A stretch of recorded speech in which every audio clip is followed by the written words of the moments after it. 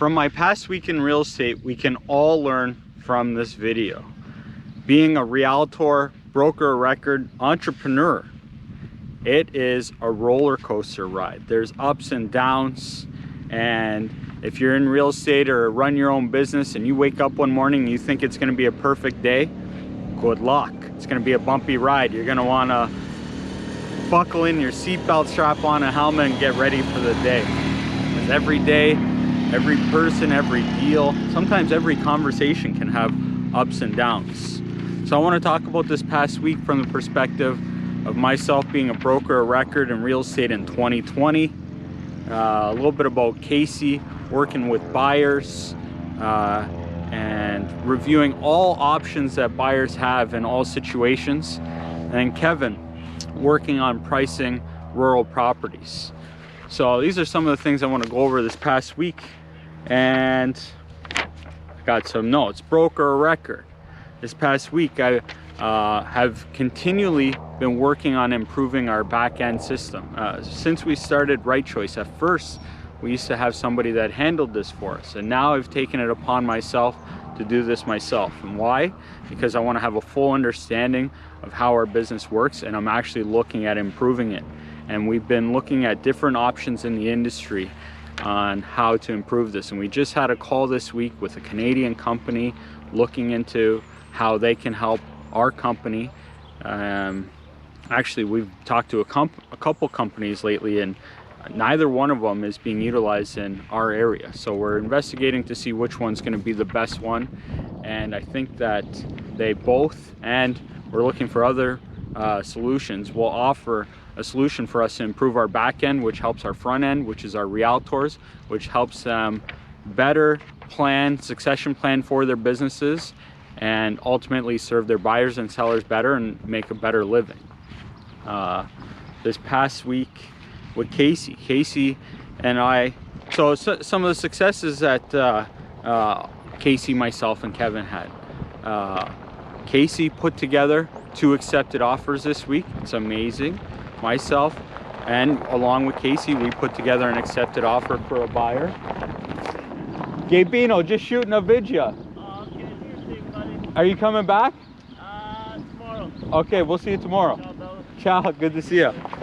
Good buddy, Gabe, building a house over here. Past week, I put together with Kacey's efforts an accepted offer for a buyer, and Kevin as well had multiple offers on one of his listings and got an accepted offer. It's too bad. I wanted to see Gabe there, but we'll talk to him later.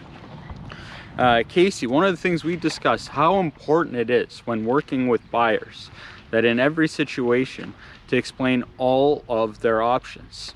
In real estate, you're making big business decisions, and every decision, every single one, sometimes little decisions and big decisions have different outcomes, and it's important to go over all the different options and the different outcomes for making these decisions, because every decision you make actually has a positive and negative outcome. And it's important that when you're evaluating decisions, you make the ones that are going to have the biggest positive outcome and the least negative, because even those decisions that have good positive outcomes have negative things that can happen, and it's just about weighing your options. So that was something, we had a nice conversation about this and how important it is for buyers, and it applies to sellers as well, just understanding all of their options. Even if we want to go over an option that we don't recommend and doesn't apply, it's important for people to understand their options so they can make educated decisions, because this is important, making educated decisions.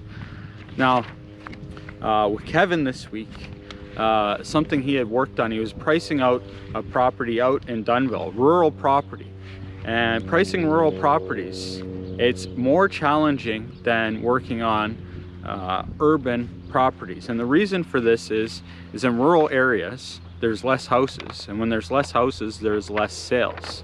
And sales is the most important component when we're doing a comparative market analysis on a property. And if we have not a lot of sales to work off of when doing an analysis, it makes it more challenging to put together a very accurate analysis.